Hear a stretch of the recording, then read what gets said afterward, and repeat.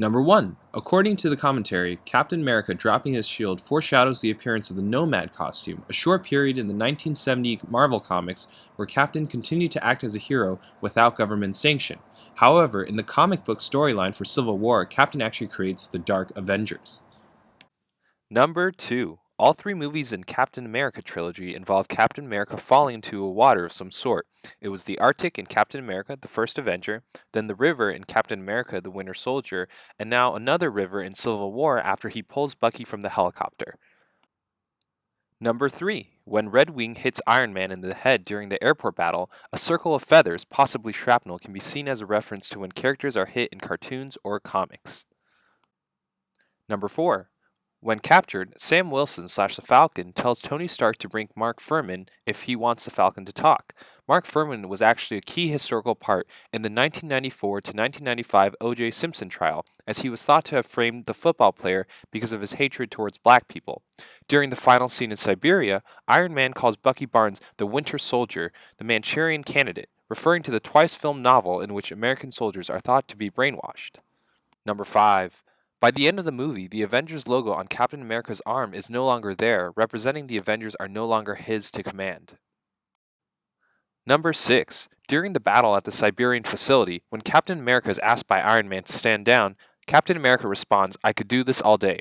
This same phrase is also said twice in Captain America, the First Avenger, when Steve Rogers is beat by a bully in an alley and later by the Red Skull. In both instances, as in this one, Bucky saves Roger directly after the sentence is stated.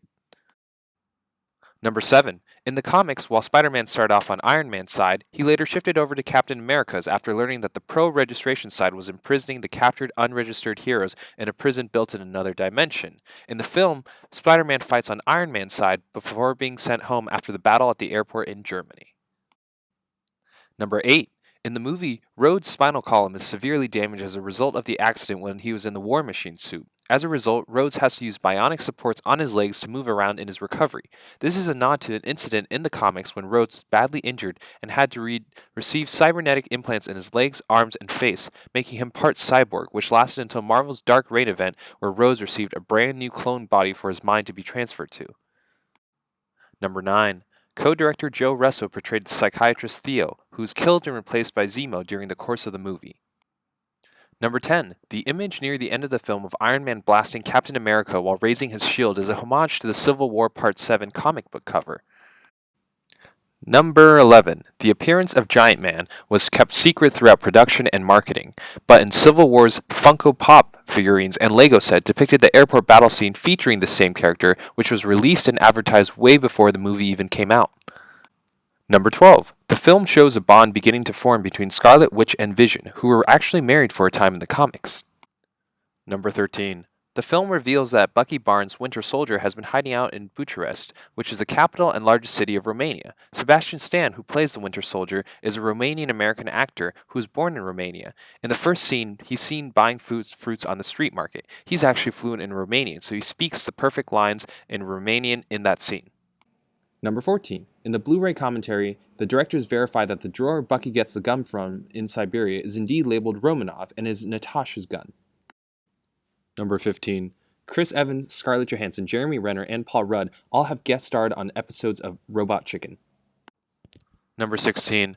When the film introduces Peter Parker in Queens, the intro shot is behind him showing the character casually holding a DVD player against the side of his body. In The Amazing Spider-Man in 2012, one of the first introductory shots of Peter Parker, who's played by Andrew Garfield, has a character holding a skateboard in a similar manner with an almost identical frame composition.